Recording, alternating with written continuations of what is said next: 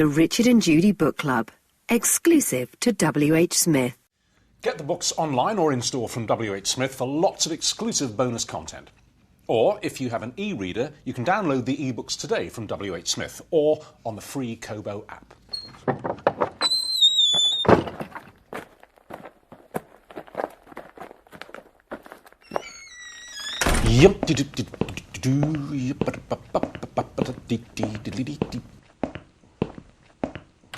Hi, Jude. Hello. Can I come in? Richard, what do you want? Oh, well, just popping by my little poppet, seeing how you're getting on. New novel. Busy. Deadline. What do you want? Oh, right. Well, look, I was just going to say that it's time for... oh, blimey, is that a new computer? That's gorgeous. Wow, look at the size of the screen. Present from the publisher. You know how they are. Constantly showering you with gifts. Yeah, right. It's embarrassing sometimes, all those gifts. So many of them. Too many, in fact. I got a book from mine only last week. Oh, that's good.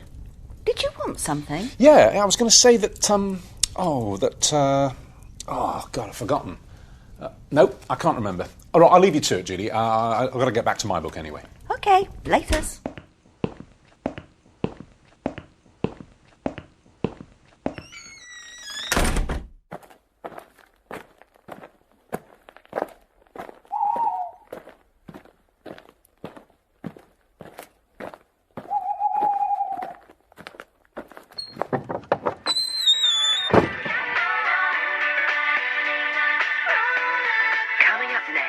The Richard and Judy Book Club, exclusive to WHSmith. Ah, that was it. Botheration. Now you remember Magley. All right, pick up the spring collection and take it with me this time.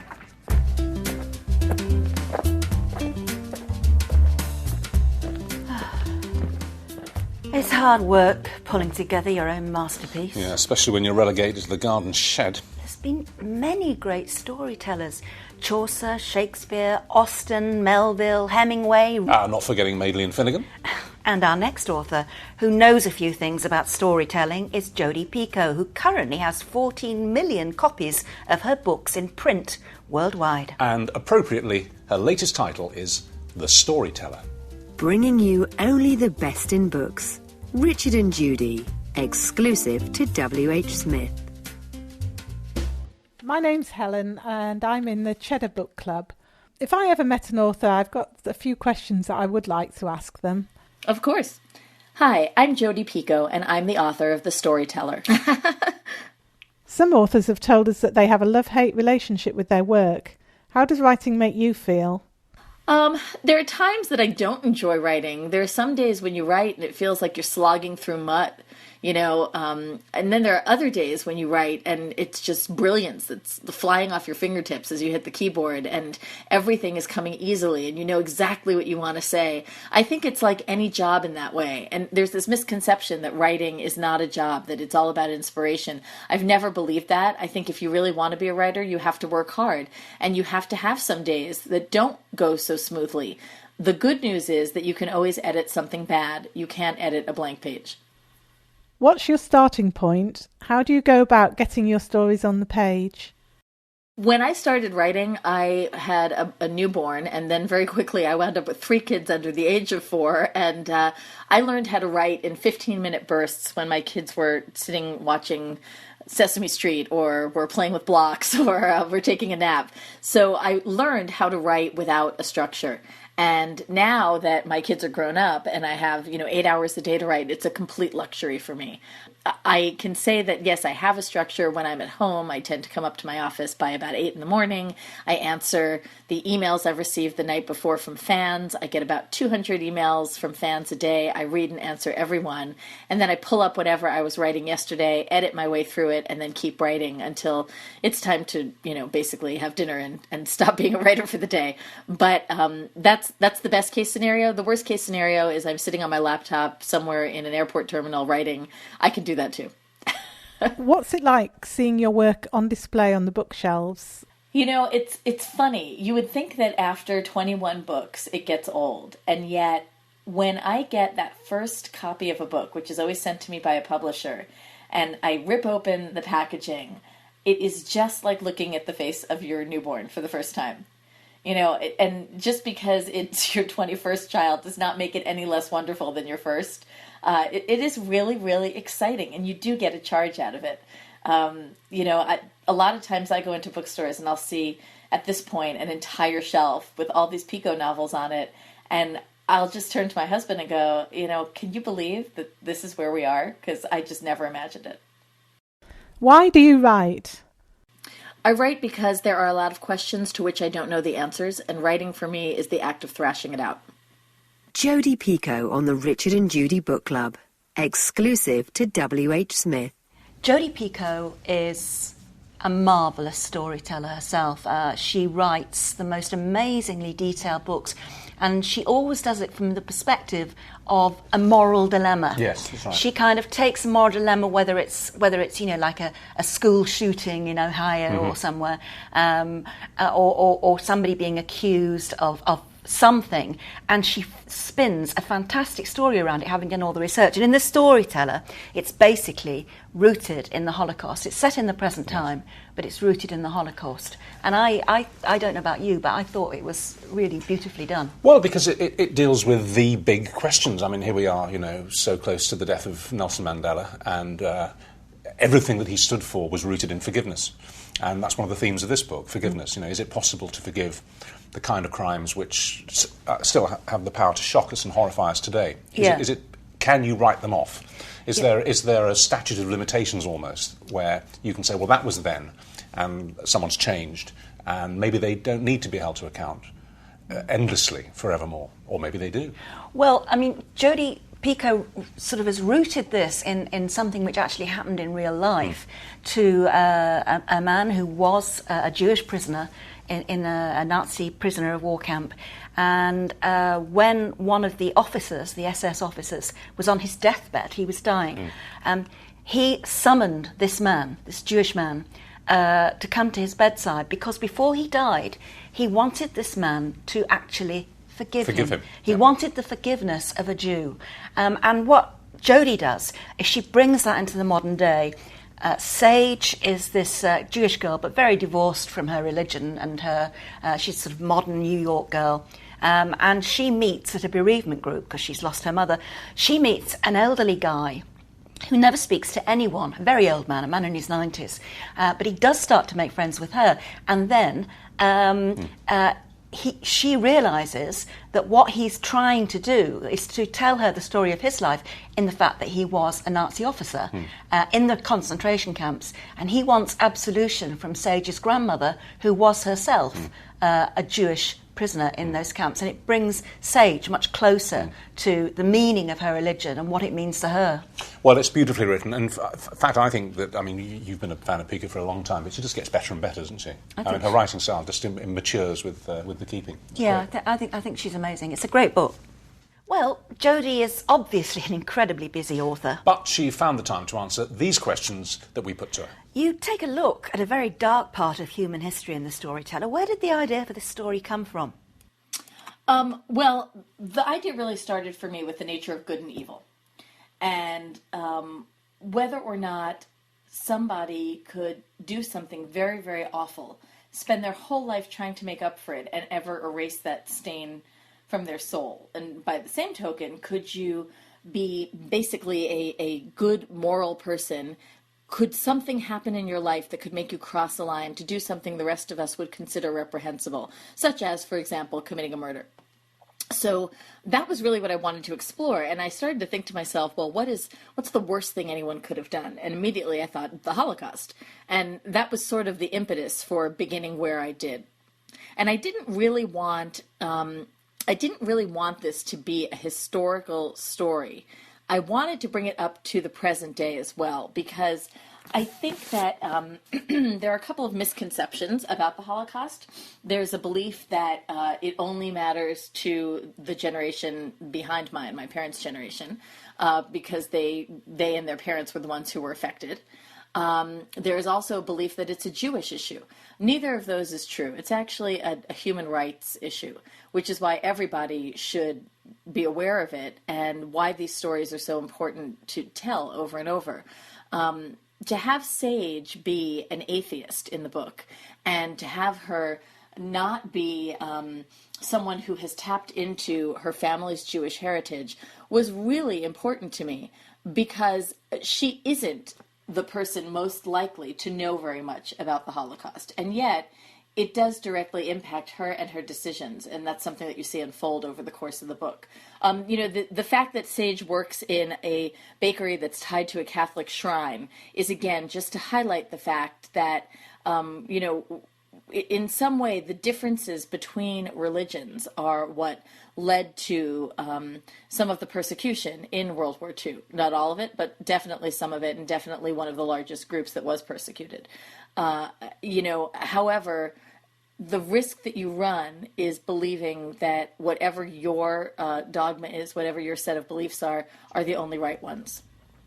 You've got to tell us about the baking, because you make Sage a baker, and it's a theme that runs through the entire story.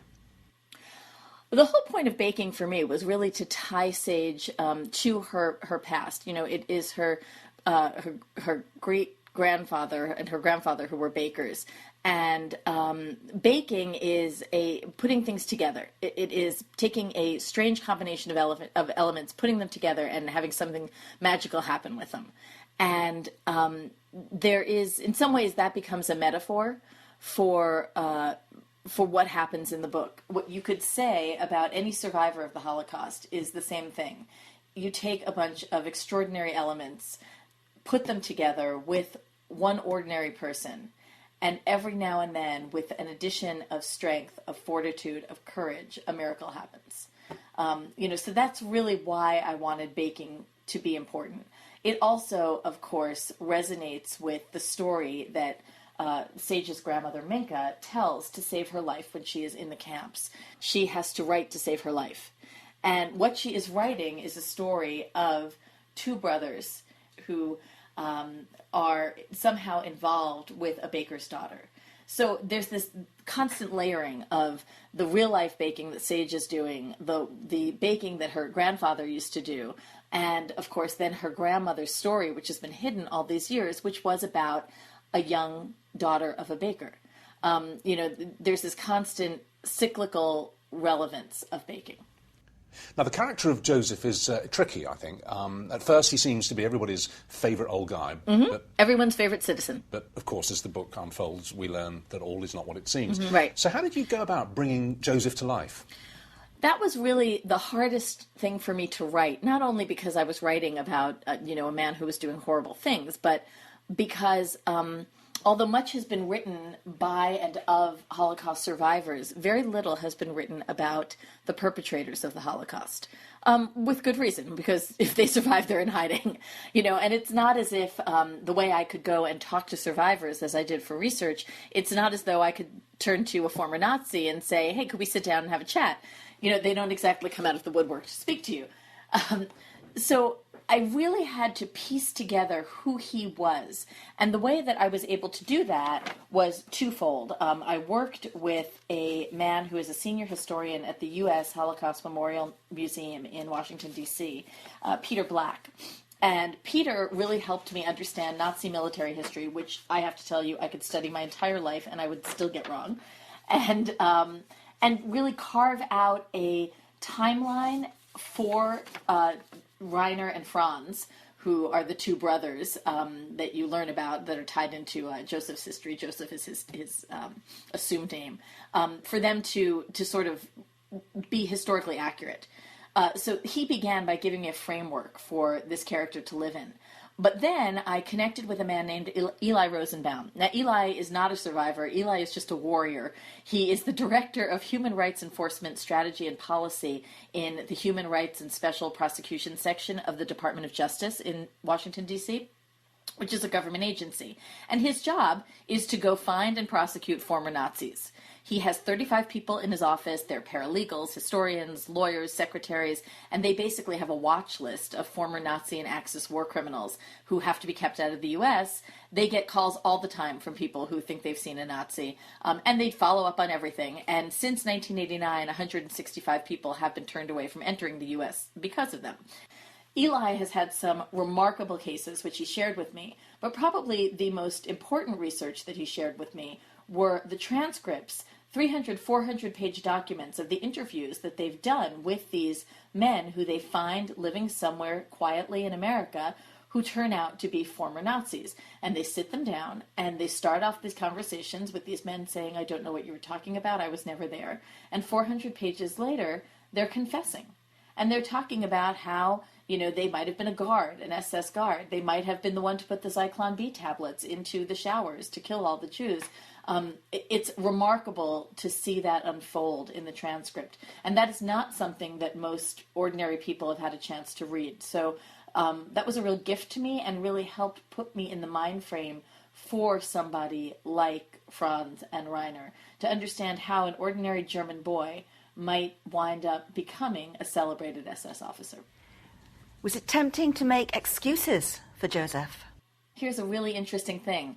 There's a misconception that if a Nazi soldier was told, go lock all those Jews in a synagogue and burn it down, and the Nazi soldier said, absolutely not, that he would be shot on the spot. That actually was not the case. And there are multiple records during both the Nuremberg trials and trials that have gone on afterward from some of these men that have been extradited by Eli's office. They have all said that if you did not want to kill a Jew and you refused to, you would be disciplined. You might be transferred. You might be written up. At some points during the war, that might mean being sent to the front lines, which could be seen as a death sentence. But you would never be shot. Never. You write in the first person. What do you like about that style? I write most of my books these days in multiple first-person voices. I like it because it really keeps me on my toes. You have to make each character sound different. When you pick up the book, you should be able to read a page and immediately tell me if Sage is speaking, if Leo is speaking, if Minka is speaking. They all should sound very different from each other, or I'm not doing my job well. I like that. I like having to challenge myself that way because I think it makes for a better book. The ghetto was a ghost town. We were a beaten, gray stream of workers who did not want to remember our past and did not think we had a future. There was no laughter, no hopscotch remaining, no hair ribbons or giggles, no color or beauty left behind. Which is why, they said, her death was so lovely. Like a bird, she flew from the bridge across Ludomirska Street into the road where Jews were not allowed. They said Bazia's unbound hair fluttered behind her like wings, and her skirts became the fan of a tail. They said that the bullets, as they hit her in midair, gave her bright crimson plumage, like a phoenix that was meant to rise again. Well, we hope you've enjoyed hearing about the Storyteller, and next we'll be meeting seasoned author Louise Doughty as we visit her apple tree yard, where there is a lot going on. I didn't know why she was there. I knew she was on trial for a very serious crime, but I didn't know what she had done. The one thing I did know was that she was about to be caught out in a very damaging lie. OK, so that's next on the Richard and Judy Book Club, exclusive to WHSmith. All right, we're done here. But, I feel quite inspired now, actually. Is it time to crack on then, Jude? Uh-huh. Well, OK, don't let me stop you, Judy. I'll get back to my Spartan but manly office. It's not as if it's cold or a bit dark and smelly or anything like that, so, I'll be the one to suffer. I'll go. I'm off back to the end of the garden where we keep the lawnmower. Have a nice time. Yeah, OK, yeah. You too. Until next time. See ya. Whether you're in your garden shed or snug study, have Richard and Judy with you.